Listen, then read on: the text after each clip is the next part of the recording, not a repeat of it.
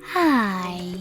In front of me is OnePlus Nord N30, and today I would like to show you how you can select and delete multiple photos at once on this device.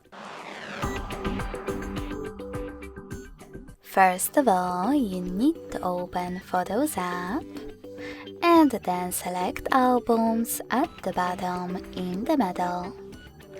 Following that, tap on one of your albums and hold the photo that you wish to delete. I will go with this one. Now to select multiple ones right away, click on Select All at the top right corner. To exclude some, just tap on the ones that you wish to keep. And to delete the rest, select Delete button at the bottom right corner. So sorry misclick.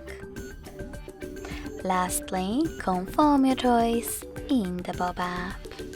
So when I do that, as you can see, all of my chosen photos were successfully deleted. Thanks so much for watching. If you enjoyed this video, don't forget to leave a like, comment and subscribe. Bye!